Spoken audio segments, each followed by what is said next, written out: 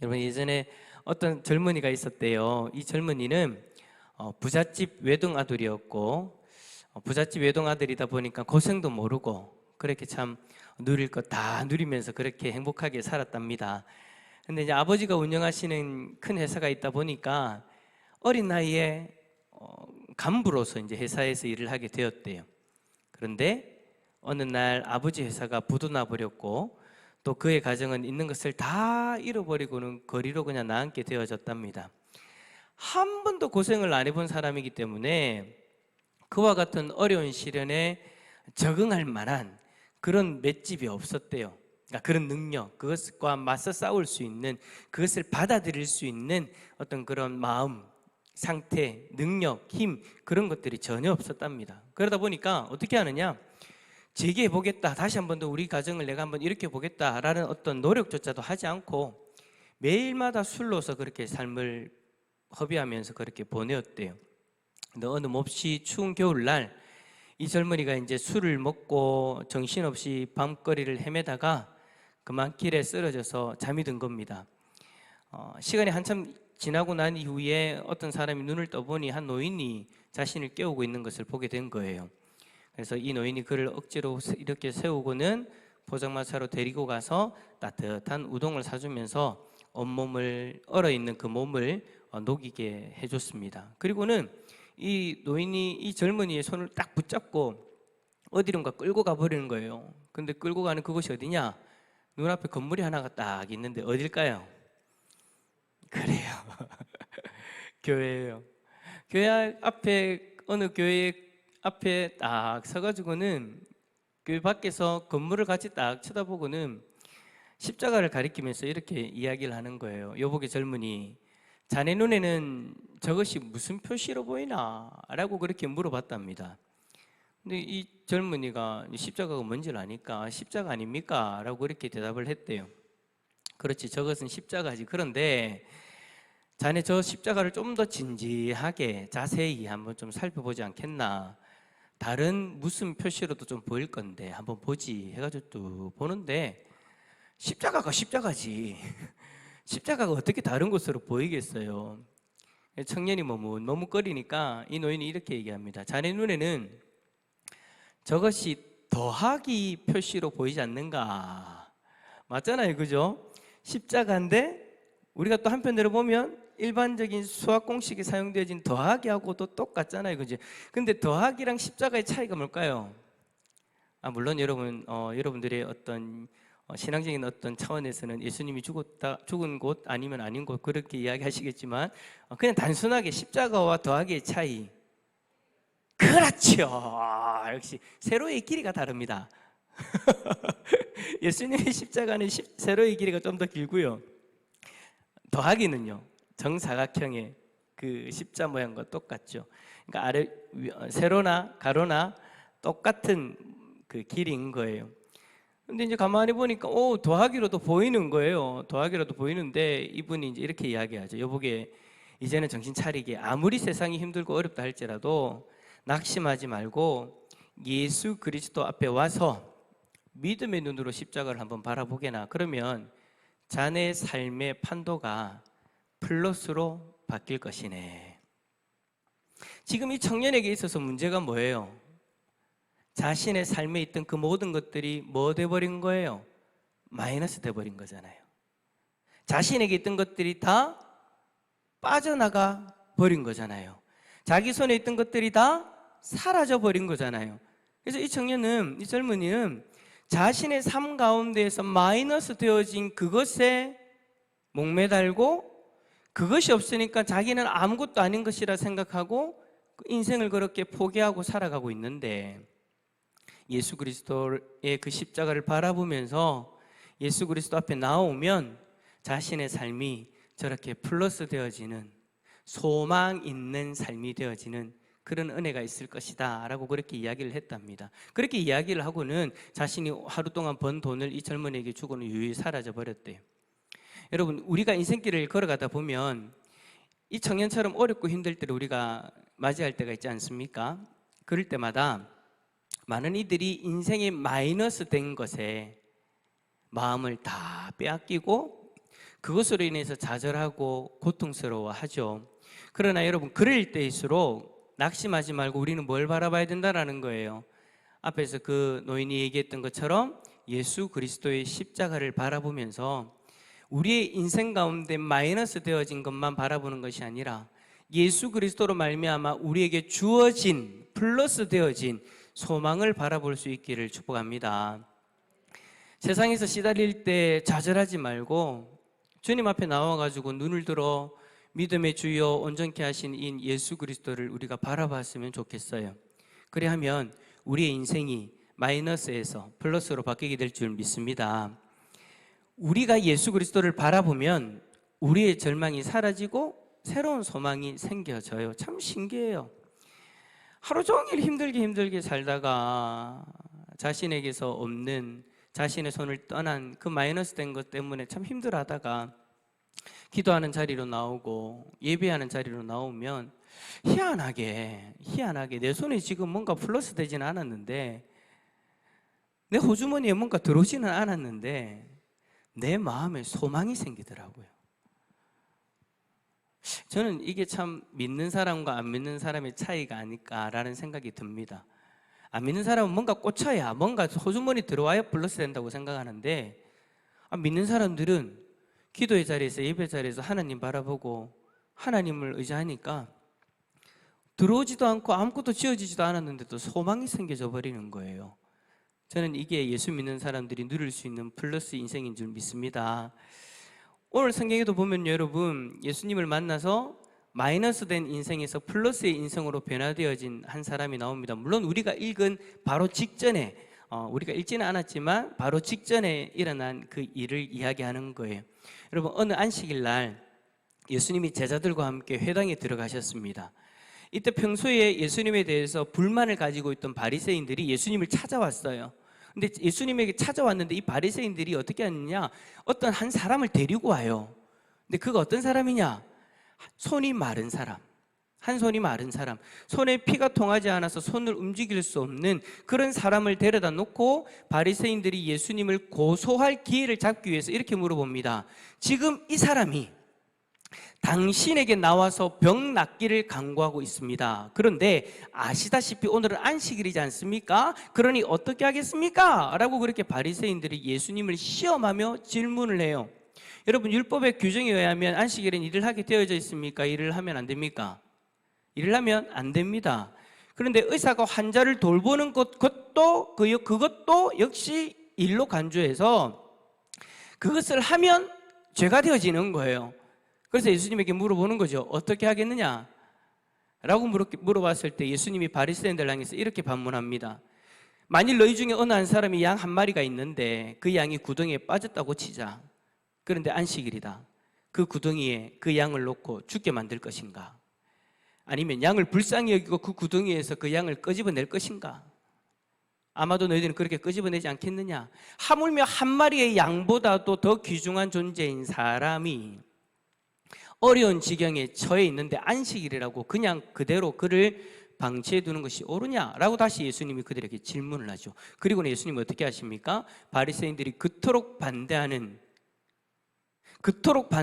불구하고 그 손마른 자의 그 병을 고쳐 주셨습니다. 저는 오늘 이 말씀을 보면서 두 가지의 질문이 생기더라고요. 도대체 우리라는 존재는 어떤 존재인가? 나는 어떤 존재인가? 이 손마른 사람, 우리와 똑같은 인간인데 우리 인간이라는 이 존재는 도대체 어떤 존재인가? 20절 말씀 한번 읽어봅시다. 20절입니다. 시작. 상한 갈대를 꺾지 아니하시며 어져가는 심지를 끄지 아니하기를 심판하여 이길 때까지 하리니. 아멘. 오늘 본문에 기록된 상한 갈대와 꺼져가는 이 심지이라는 것은 궁극적으로 누구를 가리키는 겁니까? 바로 우리를 가리키는 거예요. 손마른 사람, 그 사람을 이야기하면서도 동시에 그곳에 있는 제자들, 바리새인들, 그곳에 있는 사람들, 그리고 이 말씀을 대하는 우리들까지도 다 포함되어지는 거죠. 우리는 여러분 연약한 존재라는 거예요. 겉으로 보기에는 다 평안한 것 같죠. 아무 일 없는 것 같아요. 제가 오늘 여러분들 딱 봤을 때 오늘 여러분들 하루를 잘 보내신 것 같아요. 평안하게 보내신 것 같아요. 맞아? 은성이는 평안하게 보냈대요. 근데 모르죠? 여러분들이 겉으로는 아무렇지도 않게 이 자리에 앉아 있지만 여러분들의 마음은 어떤지. 그렇더라고요. 제가 교회에서 성도님들 만나서 인사하고 이야기를 나눠다 보면 뭐 별일 없이 잘 보낸 것 같은데 조금만 더 시간을 내어서 깊이 이야기를 하다 보면 일주일 동안 무슨 일이 있었는지, 어떤 일로 힘들었는지 그것을 조금씩 오픈할 때가 있더라고요. 겉으로 보기에는 다 멀쩡해요.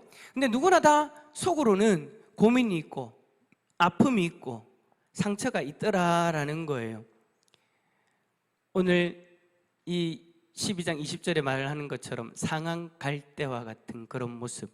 여러분 들녘에 나가서 갈대를 한번 보십시오. 얼마나 무성하게 자라져 있습니까? 우리 여러분 가을이나 되면 여기도 강변에도 갈대 맞죠? 저게 갈대입니까? 아니면 그 뭡니까? 에? 억새입니까?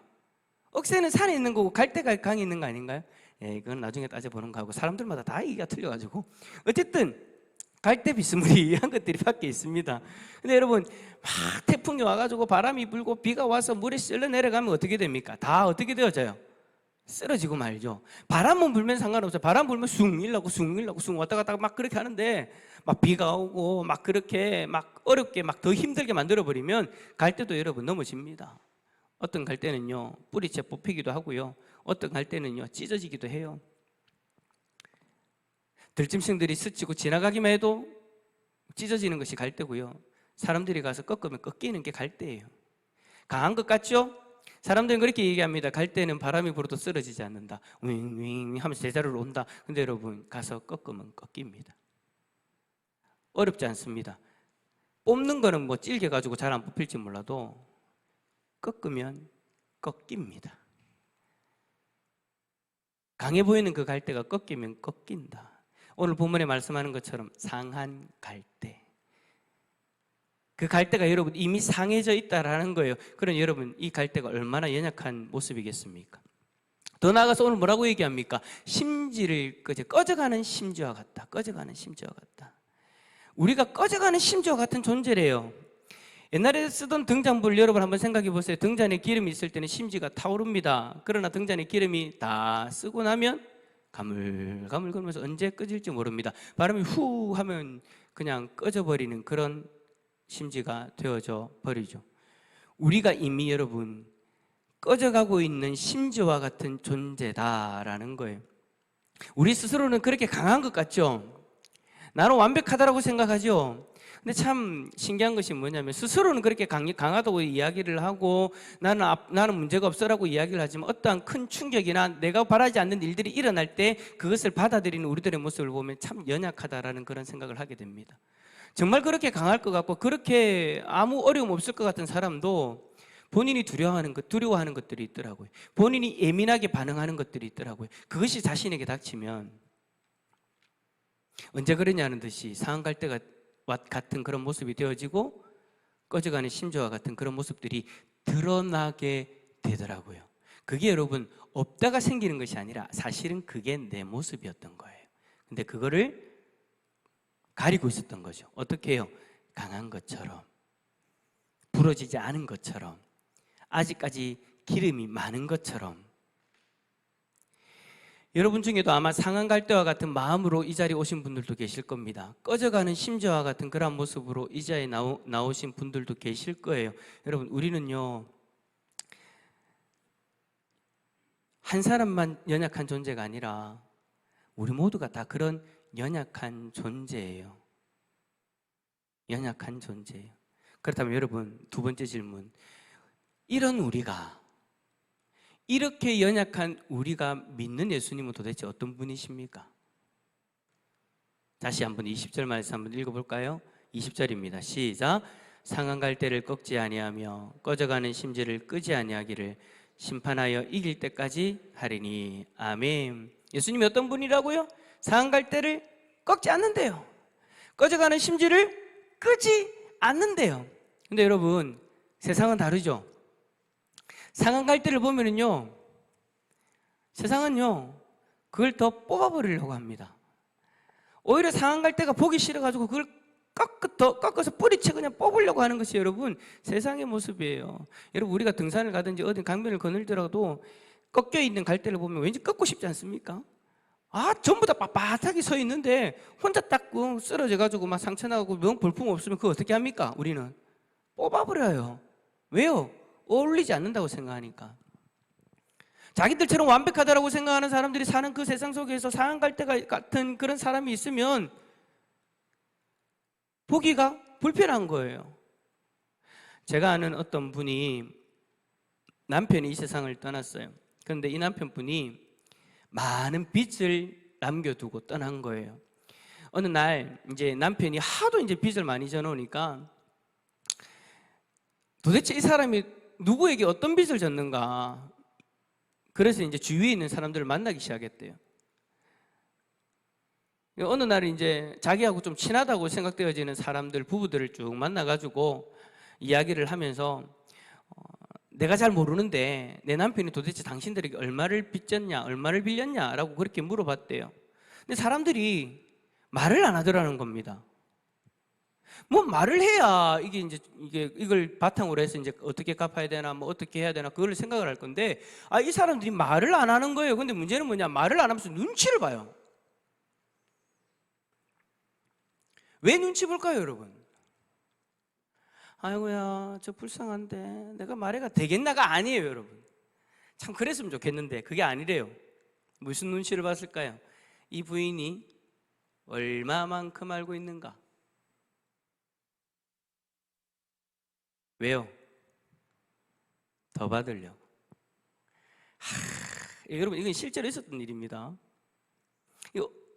근데 이제 한 가정씩 자기가 빌려준 돈을 이야기하기 시작하더래요. 근데 어느 가정이 끝까지 얘기를 안 하는 거예요. 근데 계속 물어보는데 끝까지 이야기를 안 하면서 이 가정은 이제 아내분만 오셨어요. 여자분만 오셔가지고. 근데 이 여자분이 계속해서 이제 물어보는데 대답은 안 하고 자꾸 전화를 하더라는 거예요. 자꾸 밖에 나갔다 전화하고 들어오고 또 나갔다가 전화하고 들어오고 계속 그러다 보니까 이상하다 싶어가지고 남편의 수첩을 한번 봤대요.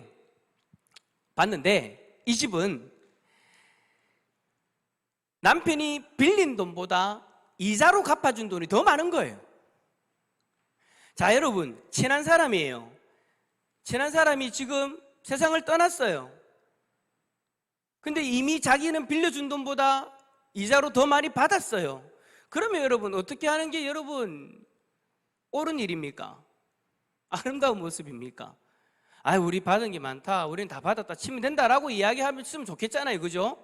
근데 이 가정은요, 자기가 받은 것이 더 많음에도 불구하고 원금을 받지 않았다라는 그 이유만으로 자기들은 갈등하고 있는 거, 눈치 보고 있는 거. 이걸 이대로 얘기해, 아니면은 받은 거 다 빼고 그냥 이야기해, 아니면 우리는 이만큼 받았는데 너는 어떻게 할래라고 그렇게 이야기를 해. 막 고민하고 있는 거예요.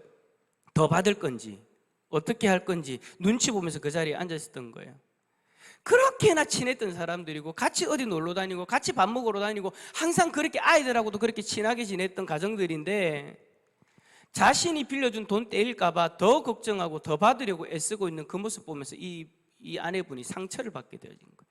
여러분 이게 참 안타깝지만 현실입니다. 제가 올해 그 이야기를 들었어요. 그게 현실이더라고요. 근데 여러분 우리 예수님은 그러지 않았죠. 우리 예수님 보십시오. 요한복음 8장에 나오는 사건 잘 아시죠? 한 번은 바리새인들이 가늠하다 현장에서 붙들린 여인을 데리고 예수님 앞에 나옵니다. 저들의 손에는 돌멩이가 하나씩 들려져 있어요. 그것에 끌려온 여인이 어떤 여인입니까? 창녀죠. 세상에서 이야기하는 꺾인 상한 갈대인 거예요. 꺼져가는 심지였어요. 언제 자신의 목숨을 이 자리에서 잃어버리게 될지 모르는 그런 상황이었어요. 그런 상황 속에서 바리새인들은 예수님에게 따지듯 물어봅니다. 모세의 율법에 이러한 여자를 돌로 치라고 명하였는데 선생은 어떻게 말하겠습니까? 저들은 상한 갈대를 어떻게 하길 원했어요? 뽑아버리기를 원했어요. 꺼져가는 심지를 짓밟아버리기를 원했어요. 그게 여러분 세상이더라고요. 근데 예수님은 완전 다르죠. 예수님은 그들을 향해서 그렇게 이야기합니다. 너희 중에 죄 없는 자가 돌로 치라. 이 말씀 한마디에 살기등등하는 이들이 한 사람, 두 사람 그 자리를 빠져나가고 결국엔 예수님과 그 여인 2명만 남죠. 그리고 예수님이 그 여자를 향해서 그렇게 얘기하죠. 여자여, 너를 정죄한 자들이 어디 있느냐? 나도 너를 정죄하지 아니하노니 가서 다시는 죄를 범죄치 말라. 세상은 뽑으려고 하는데 예수님은 오히려 꺾어진 부분을 붙여주고 다시 살아갈 수 있는 기회를 주시는 거예요. 위로하시고 회복시켜주는 거예요. 또 여러분, 어느 하루는 문둥병자가 고름이 줄줄 흐르는 그 더러운 몸을 가지고 예수님 앞에 나옵니다. 주여, 원하시면 나를 깨끗게 하실 수 있나이다 라고 그렇게 이야기를 해요. 그때 예수님 어떻게 합니까? 그에게 손을 내밉니다. 전부 다 기겁하고 다 도망가는데 예수님 혼자 그에게 손을 내밉니다. 문둥병자의 더러운 몸에 예수님이 손을 대시면서 내가 원하는 이 깨끗함을 받으라 라고 하시면서 문둥병자를 고쳐주셨어요. 왜 여러분 주위에 있는 사람들은 다 기겁합니까? 당시 문둥병은 뭐예요? 전염병이에요. 혹시나 나도 문둥병에 걸릴 수 있으니 사람들이 다 도망가는 거예요. 그런데 예수님은 어떻게 합니까? 꺾여 있는 그 상한 갈대를 꺾지 아니하시고 오히려 더 그것을 붙여줍니다. 꺼져가는 심지에 기름을 더 부어줍니다. 더 탈 수 있도록. 12년 동안 헬루병으로 고생했던 여인 잘 아시죠? 그 여인이 자신이 병을 낫기를 원했습니다. 그러나 차마 여러분, 예수님 앞에 나와서 내가 병 낫기를 원하나이다 라고 말할 용기가 나지 않았어요. 그래서 어떻게 해요? 뒤에 조용히 예수님 다가갑니다. 예수님한테 다가갑니다. 아무도 모르게. 이 사람은요, 담대함도 없고 믿음도 적은 사람이, 그래서 혹시나 옷 한번 만져보면 무슨 일이 일어날까 싶어가지고 옷자락에다가 살짝 손을 댑니다. 근데 어떤 일이 일어납니까? 12년 동안 앓아왔던 그 헬루병이 말끔히 고침받았어요. 그때 예수님이 자기 몸에서 능력이 빠져나간 줄 아시고 그 여인을 불러요. 담대함도 없고 용기도 없고 적은 믿음의 사람이었지만 예수님 어떻게 하십니까? 그 여인을 오히려 축복해 주십니다. 여러분, 우리가 믿는 예수님은 이런 분이에요. 우리가 아는 세상은 정반대의 모습인데 우리가 믿는 예수님은 이런 분이세요.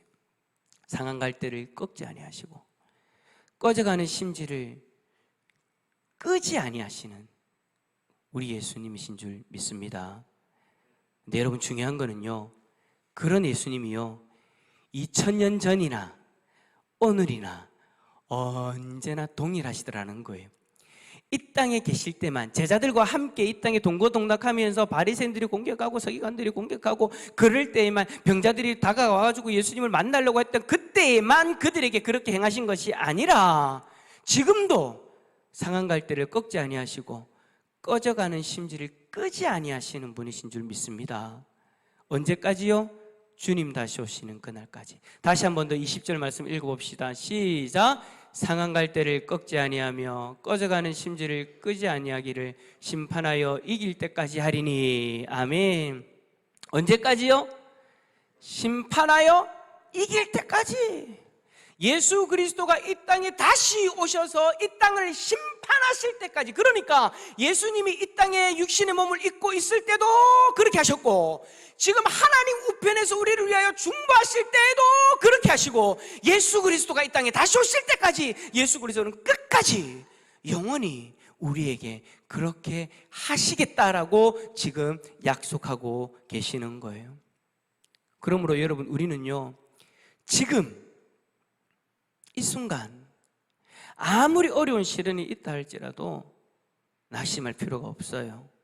내가 비록 상한 갈대가 되었고 꺼져가는 심지와 같은 존재가 되었다 할지라도 두려워할 필요가 없어요. 오히려 주님 앞에 나와서 주님을 바라보면 우리 주님께서 다시 회복시켜 주실 줄 믿습니다. 여러분, 혹시 이분을 아십니까? 펄벅이라는 여사를 아십니까? 예, 역시 우리 한 장로님. 돼지라는 소설을 써서 유명해지신 분이에요. 펄벅이라는 분인데 이 펄벅 여사가 우리나라를 소재로 소설을 썼는데 그 제목을 뭐라고 했냐면 살아있는 갈대.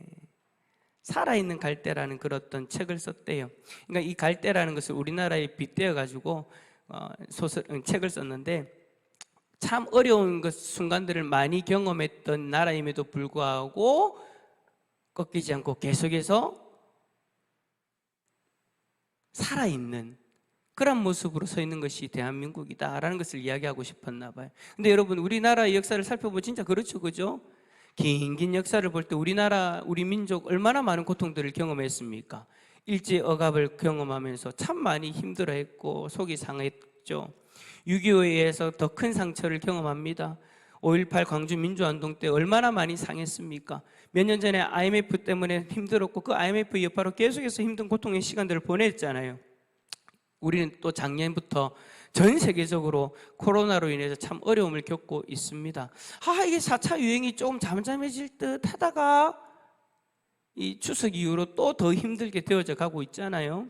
그래서 이제 뭐 나라에도 고민이 많아요. 위드 코로나에서 마스크를 어떻게 할 건가, 사회적 거리두기를 어떻게 조정할 건가. 이제 앞으로 또 2주 더 지금과 같은 사회적 거리두기를 할 거라고 하는데 사람들은 지금 이미 지칠 대로 지쳤습니다. 제가요 며칠 전에 교회 앞에 딱 서 있는데 오늘 깜짝 놀랐어요. 어떤 사람이, 남자분이 교회 앞을 딱 지나가는데 마스크를요 안 쓰고 지나가는 거예요. 여러분, 사람들이 그때 별로 없어요. 저 혼자밖에 없어서. 저도 이제 교회 앞이고 우리 집, 저는 저희 집 앞이니까. 모르는 분이 있습니까? 저희 집이 여기입니다. 저희 집 앞이니까 저는 마음 편하게 그냥 마스크 딱 벗고 저 혼자 딱 서 있었으니까, 아무도 없었으니까. 근데 이분이 딱 지나가는데, 사람들이 있는 데를 지나가는데도 불구하고 마스크를 벗고 지나가는 거예요. 근데 마스크를 벗고 지나가는 사람들이 예전의 특징이 뭐였냐면 마스크를 다 귀에다가 이렇게 해가지고 턱걸이 하고 갔어요. 사람 오면 다시 올리려고. 답답하니까 혼자 있을 때만이라도 이렇게 하고 있다가 사람이 지나가면, 사람이 오면 이걸 딱 올리고 딱 지나갔거든요. 근데 이분은요, 깜짝 놀랐어요. 마스크가 없어요. 무슨 말이에요? 나는 이제 마스크를 안 쓰겠다라는 거예요. 제가요, 솔직히 뭐 저런 사람이 있냐고 막 그렇게 막 속으로 막 이야기를 하고 싶다가도 한편으로는 이해가 되어지더라고요. 힘들어요. 이제는 이 마스크를 쓰는 게 참 숨쉬기 힘들어요. 그래서 저도 요즘에는 사람들이 잘 없으면 저도 이제 코를 한 번씩 내놔요. 사람들이 없으면. 그래도 이제 또 우리 목사님하고도 이제 둘 다 이제 2차까지 다 맞았으니까 한 번씩이에요. 의식하지는 않았지만 이제 그냥 얘기하다 보면 한 번씩 이제 마스크를 벗고 이야기할 때도 있기는 해요. 근데 걱정하지 마세요. 우리 둘 다 교회만 있으니까.